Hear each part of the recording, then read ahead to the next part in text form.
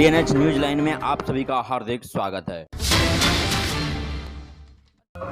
संघ प्रदेश दादरा नगर हवेली के कांग्रेस नेता प्रभु टोकिया ने किया प्रेस कॉन्फ्रेंस। आइए आपको सुनवाते हैं प्रेस कॉन्फ्रेंस में उन्होंने क्या कहा।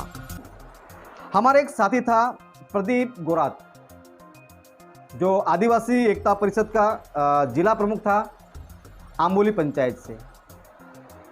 बहुत बड़ी दुर्घटना हुई, क्योंकि ये केस उनके साथ में व्यक्तिगत टच में था। फोन पे बात हो रही थी लास्ट तक, उनको जब तक हॉस्पिटल लाया गया। जब उनको हॉस्पिटल में भर्ती की गई, उनकी सिस्टर भी स्टाफ में है महाराष्ट्र में, उनको कोविड है ऐसा करके भर्ती किया गया। डेथ होने के बाद जब ये सब रिपोर्ट आया, उनमें बात यह आ गई और जो इन्वेस्टिगेशन मिली हमें, तो उसका जो 4 तारीख को उनको भर्ती की गई थी, उस समय पर ऑन इन्वेस्टिगेशन रैपिड टेस्ट किया गया, उसका नेगेटिव था और 6 तारीख उसकी डेथ हो गई। उनके परिवार से हमने जानना चाहा, बात की, तो उनकी सिस्टर ने, उनकी बहन ने बताया हमें कि सर जब उसकी भर्ती की गई थी तब डॉक्टर हमारे साथ काउंसलिंग की बात की कि उनको 70% कोविड है, उसको फैल गया है ऐसा बताया उनको। क्योंकि हमारे लोग ज़्यादा पढ़े लिखे हैं नहीं, ज़्यादा चर्चा नहीं करेंगे, ठीक है डॉक्टर साहब ने बता दिया है, कोई पढ़े लिखे व्यक्ति ने बता दिया तो ठीक है भाई ये कर दो ऐसा। लेकिन अभी रिपोर्ट में ये आया है कि जब 4 तारीख को भर्ती की गई तो उसका रैपिड टेस्ट नेगेटिव था और उसको जो वार्ड भर्ती की गई थी, वार्ड में कोविड में भर्ती की गई और कोविड का इलाज किया गया, कोविड प्रोटोकॉल का इलाज किया गया। अरे इतनी बड़ी महामारी, उस वार्ड के अंदर कोई भी डॉक्टर, कोई भी स्टाफ का व्यक्ति पूरे किट पहनकर जा नहीं सकता। वैसे आप लोगों ने हमारे युवा साथी को, जिनको कोविड नहीं होते हुए भी कोविड वार्ड में रखा और वापस कोविड प्रोटोकॉल का उनको इलाज किया गया। 10, 15, 20 जो भी इंजेक्शन, क्या दवाइयां देवी जो भी वो किया। मतलब क्या आदिवासी समाज का व्यक्ति कोई पूछने वाला नहीं है, उसको शरीर को एक्सपेरिमेंट करने के लिए आपने बोली रखा? ये सवाल हमने मध्य प्रदेश के, छत्तीसगढ़ के, हमारे जो और जो राज्य, हमारे पर 20 राज्यों की जो हमारी बैठक हुई और छत्तीसगढ़ के राज्यपाल के महोदय से भी हमने ये बात सामने रखी, बातें ये चीज़ों को लेकर कि ये क्या हो रहा है आदिवासियों के साथ। मतलब आप दवाखाने में, हॉस्पिटल में डॉक्टरों की बेदरकारी और लापरवाही की वजह से हमारे 27 वर्षीय युवा, जिनके घर में 4 बहनें हैं, 1 माँ है, 1 ही पुरुष था, उस परिवार की जिम्मेदारी अभी कौन लेगा? अच्छा, जब कोविड लाया गया, अभी यहां पर यार बहुत बड़ा सवाल आ रहा है। अभी सुप्रीम कोर्ट में उसमें कह रही है कि भाई लोग यहां पर, बहुत बड़ी खुशी की बात है, बड़ी बात मैं कह रहा हूं कि दादरा नगर हवेली में दानह जिला प्रशासन और स्वास्थ्य विभाग ने बहुत अच्छा काम किया, आई अप्रिशिएट, और कोरोना को कंट्रोल किया। और कोरोना से सिर्फ 3 मौतें हुई है और कहा जा रहा है कि तमाम प्रकार की सुविधा थी। यहां पर हॉस्पिटल थे, यहां बेड की सुविधा थी, यहां पर ऑक्सीजन था, स्टाफ की कमी थी, स्टाफ की कमी थी। बाकी जो सुविधा चाहे वो सब थी, बाकी राज्यों से यहां पर सुविधा सब कुछ अच्छी थी और कोरोना से कंट्रोल हो गए और 3 लोगों की मृत्यु हुई। लेकिन ये पिछले 1.5-2 महीने में सैकड़ों लोगों की मौत हुई है, उसकी जिम्मेदारी कौन लेगा? और अभी तक सबसे बड़ी दुख की बात है कि ये मुझे कुछ रिपोर्ट मिला कि भाई ये कॉन्फिडेंशियल है, मौतें हो रही है, वो कॉन्फिडेंशियल। अरे वो कैसे? हमारे घर का चिराग छीना जा रहा है, हमारे घर के एक एक व्यक्ति, किसी के माँ, बेटा, हस्बैंड कोई जा रहा है और आप कह रहे हैं कॉन्फिडेंशियल है। सैकड़ों लोगों की मौत हुई है और वो मौतें ऐसी भी बता रहे हैं कि जो हॉस्पिटल में जितने भी भर्ती किए गए सॉरी, उनको कोविड टेस्ट किया गया और कोविड वार्ड में रखा गया, उनकी ट्रीटमेंट कोविड की गई, प्रोटोकॉल के तहत किया गया।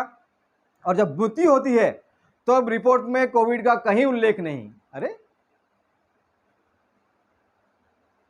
तो अगर कोविड नहीं था तो घर के व्यक्ति को, अगर एक माँ, बहन, बेटी को अंदर रखते तो वो ट्रीटमेंट करते। अगर आपका स्टाफ नहीं था तो दवाइयाँ देती, पानी देती, कोई भूख लगी तो वो बोल सकता था, लेकिन नहीं।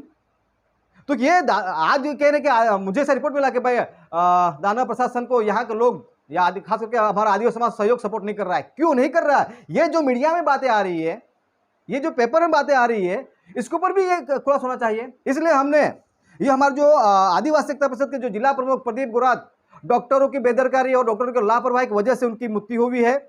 इसलिए हम आदिवासी एकता परिषद हमारे उस साथी के लिए 25 लाख का मुआवजा की मांग करते हैं। और ये साफ बात है, जिसे मैंने बताया कि आरटीपीसीआर नेगेटिव था तो उसमें वार्ड में रखा क्यों, और कोविड प्रोटोकॉल की उनको ट्रीटमेंट क्यों नहीं गई। साथ ही मैं हम भी ये भी मांगा कि भारत सरकार की गाइडलाइन के तहत, देखो जान सबको प्यारी है, कोई मरना नहीं चाहता है, हम भी चाहते हैं कोई नहीं मरे, ऐसा वैक्सीन सबको लगनी चाहिए। हम भी यहाँ पर कह रहे हैं सुरक्षा को ध्यान रखकर सबको वैक्सीन लगनी चाहिए, लेकिन भारत सरकार की गाइडलाइन है कि वैक्सीन लेना या नहीं लेना है वो स्वैच्छिक है। लेकिन वैक्सीन को लेकर ये भी बात आ रही है कि जैसे मैंने बताया, देश दुनिया में वैक्सीन को लेकर सैकड़ों डॉक्टरों ने, सैकड़ों वैज्ञानिकों ने, कई साइंटिस्टों ने, कई नोबेल प्राइज विजेता विनर लोगों ने इसका उसके बाद सवालियां खड़ी की है, शंकाएं व्यक्त की है। उसका दानव प्रशासन को समाधान करना चाहिए कि भाई ये सवाल खड़े हो रहे हैं। लेकिन एक ये भी सवाल है यहाँ पर, जब फर्स्ट वे आया, आप सबको पता है कि जब प्रथम वे आया यहाँ पर आया, तब यहाँ पर पूरा प्रशासन ने अच्छे से कंट्रोल किया, किसी की जान नहीं गई, शायद देखा जान गई थी। सेकंड वेव आया और ये शायद दिसंबर जनवरी से और हमारा ये वैक्सीनेशन भी शुरू हुआ। सवाल ये भी आ रहे हैं, जब वैक्सीन नहीं लगे थे तब किसी की मृत्यु नहीं हुई थी, लेकिन वैक्सीन लगने के बाद डेथ का रेशियो बढ़ गया है। मैं ये नहीं कह रहा हूं कि वैक्सीन के वजह से हो रहा है, लेकिन वैक्सीन लगने के बाद मौतों का आंकड़ा और जो सिलसिला है बढ़ता गया है। और उसके ऊपर दानव प्रशासन कोई स्पष्टीकरण नहीं कर रहा है, कोई खुलासा नहीं कर रहा है उसके ऊपर कि ये मौतें क्यों हो रही है, कोविड की वजह से हो रही है। कोविड में 3 वजह होती है। अभी सवाल यहाँ पर ही है, कोविड से हम ये मान रहे हैं कि कोविड से मौतें नहीं हुई, सिर्फ 3 ही हुई और कंट्रोल कर लिया है। लेकिन सबसे बड़ा सवाल है, जो 700-800 लोग जो मृत्यु हुई है वो किस वजह से हुई है? वो कोरोना से भी ज्यादा बड़ी महामारी वो बीमारी थी जिसकी वजह से हमारे लोगों के घर में चिराग सीने गए हैं, और इसकी जिम्मेदारी प्रशासन को लेनी चाहिए। यही वो चीज है जिसकी वजह से लोगों में डर है। आज ये हो रहा है कि हॉस्पिटल में लोग आने से क्यों डर रहे हैं? हमारे लोगों में ये भ्रम फैल गया है कि हॉस्पिटल में जाएंगे तो जिंदा नहीं आएंगे। तो प्रशासन का फर्ज बनता है। कोरोना को, कोविड को लेकर बहुत सारे सवाल खड़े होते हैं। कोविड को लेकर मैं खुद 1 साल से उसको नेशनल इंटरनेशनल मूवमेंट के साथ में जुड़ा हूं, मैं कार्य कर रहा हूं। अभी हमारे एक साथी है डॉक्टर विश्वरूप चौधरी, जिनके नेतृत्व में राजस्थान और महाराष्ट्र में, मैंने शायद आप लोगों को वीडियो भी भेजा था, वो ओपन थेरेपी कोविड का सेंटर बनाया है, देश का सबसे बड़ा कोविड सेंटर, 1100 लोगों का। और वहां पर जितने भी सीरियस केस आ रहे सब केस आ रहे हैं, लेकिन वहां पर एक भी लोगों की मृत्यु नहीं हुई है। वहां कोई भी व्यक्ति मास्क नहीं पहन रहा है, नहीं वो जो ट्रीटमेंट करने वाले हैं ये कर रहे हैं, नहीं जो पेशेंट है वो पहन रहे हैं। तो वहां वो, इसके बारे में हमने कलेक्टर से भी बात की है उसको लेकर, और उसने अपील किया कि ऐसा भी हमारे यहाँ भी होना चाहिए, और वो शायद उसके ऊपर कोशिश कर रही है। लेकिन बड़ा सवाल यहाँ पर यह है कि वो कौन सी ऐसी ट्रीटमेंट करे। WHO की गाइडलाइन को खुली चैलेंज करके उन्होंने ये दिया है कि भाई यहाँ पर हम जो एलोपैथी के साथ साथ इलाज हो रहा है, साथ में आयुर्वेदा जो दुनिया विश्व उसको ये मानता है, आयुर्वेद से हमारे लोग इलाज कर रहे हैं। तो इस तरफ भी जाना चाहिए। जिस हिसाब से सीरियस नहीं दिखाया, जिस हिसाब से गंभीरता दिखाया जा रही है वायरस को लेकर या कोविड को लेकर है, हम सब मानते हैं, क्योंकि सब भारत सरकार से लेकर जितने भी अथॉरिटी है, यहाँ के आम जनता से लेकर उद्योग से लेकर हर एक वर्ग प्रभावित हुए हैं कोविड के चलते। वैक्सीन को लेकर यहाँ पर अभी हमारे हिसाब पता है पिछले 1-1.5 महीने से खाने के वादे हैं यहाँ पर। अच्छे लोगों के यहाँ पर नौकरियां चली गई है, घर में खाने की व्यवस्था नहीं है, वो नौकरी धंधे पर नहीं जा पा रहे हैं। तो ये सारी तमाम प्रकार की समस्या खड़ी हुई है। मैं आपके माध्यम से कहना चाहता हूं कि ये सारी चीज़ों को लेकर हमने राष्ट्रीय स्तर पर आदिवासी समाज के 20 राज्यों के बुद्धिजीवियों ने और हमारे जो छत्तीसगढ़ की जो राज्यपाल महोदय है सुश्री अनुसुईया उइके जी, उन्होंने हमें आश्वस्त किया है कि ये सारी बातों को लेकर हम भारत सरकार नरेंद्र मोदी तक जी को ये बात पहुंचाएंगे और इस चीज़ को लेकर हम यहाँ पर इसका समाधान लाएंगे, ऐसा हमें ये आश्वस्त किया गया है। तो ये चीज़ को लेकर आज की जो प्रेस कॉन्फ्रेंस थी ये बहुत महत्वपूर्ण थी। ये चीज़ को 70% कोविड है ऐसे करके एडमिट किया था, कोविड ICU में रखा था। जब मैं मिलने के लिए गई ना तो भाई अच्छा था, खाता पीता था। और रात को 6 तारीख को रात को 12 बजे मैं गई थी भाई को मिलने के लिए, तो भाई खाता था पीता था बोलता था भी। और अचानक 3 या 3:30 बजे कोलिप्स हो गए। ऐसे कैसे कोलिप्स हो गए? अच्छे खासे बोल रहे थे, बात भी किया फोन पे अंकल के साथ। अचानक आपने जो भर्ती किया था आपको क्या कहा गया था? तो कोविड पॉजिटिव है ऐसा बोला, अभी रिपोर्ट में कोविड नेगेटिव है। जब भर्ती की गई, आप ये देख लीजिए, ये आप रिपोर्ट कॉपी में भेजूंगा आपको। जब भर्ती किया गया उनको, इसमें क्लियर लिखा गया है रिपीट नेगेटिव। फिर आपने एक युवा साथी को और सीटी स्कैन का रिपोर्ट भी है इतनी इसमें। खतरनाक वाली बीमारी के अंदर आपने जहाँ फिर भी आप जा नहीं सकते, वहाँ कैसे आपने रख दिया? तो ये तो खिलवाड़ हुआ है हमारे युवा के साथ। फ्यूचर की बात आ रही है, वैक्सीन की बात आ रही है, कोविड की बात आ रही है, बहुत सारे सवाल यहाँ हैं। और हम चाहते हैं कि दादरा नगर हवेली प्रशासन, अभी हमें कुछ समय ऐसा रिपोर्ट मिला, कुछ खानदेल से भी हमें रिपोर्ट मिला, नगर पालिका विस्तार से भी हमें रिपोर्ट मिला कि कुछ ऑफिसर्स दुकान वालों को जाके कह रहे हैं कि भाई ये वैक्सीन लेना ही पड़ेगा, नहीं तो दुकान सील किया जाएगा।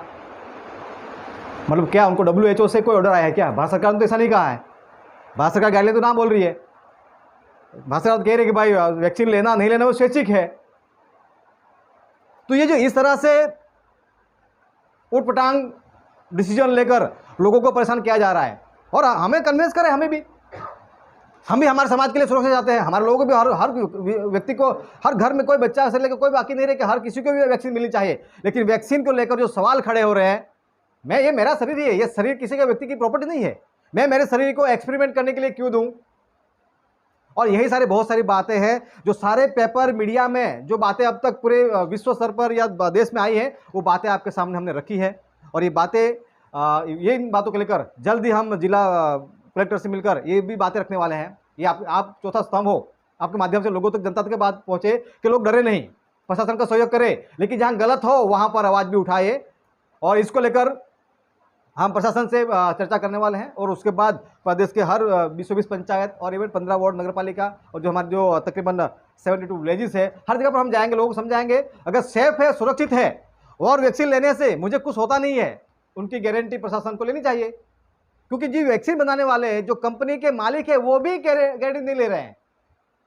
उनके वैक्सीन को लेकर कई ऐसे मालिकों का हमने स्पीच सुनी है कि वैक्सीन को लेकर, उनकी सुरक्षा को लेकर भारत सरकार या कोई भी व्यक्ति कोर्ट कचहरी नहीं जाएगा। ये ऐसी सारी बातें जो सामने आ रही है। तो हम अभी 1947 के बाद नहीं रहे ना। 50 साल में हमारा आदिवासी समाज भी पढ़ा लिखा है, मीडिया देखता है, न्यूज़ देखता है, फॉरेन जा रहा है, अमेरिका में जा रहा है, मुख्यमंत्री बने हैं, गवर्नर बने हैं, ऐसे लोग बैठे हैं हमारे सिस्टम में। तो यही सारी चीज़ें आप लोगों को निवेदन है कि ये बातें जो भय का माहौल चल रहा है प्रदेश में, दाना प्रशासन और प्रदेश की जनता मिलकर ये कोविड-19 और ये वैक्सीन को लेकर जो भी भ्रांतियाँ फैली उसको बैठकर सहयोग करें। क्योंकि प्रशासन भी हमारा है, जनता भी हमारी है, अथॉरिटियाँ भी हमारी है, कोई गैर नहीं है। लेकिन जो गलत हो रहा है उसके सामने ये आपके माध्यम से उन तमाम साथियों तक बात पहुँचे, यही निवेदन है।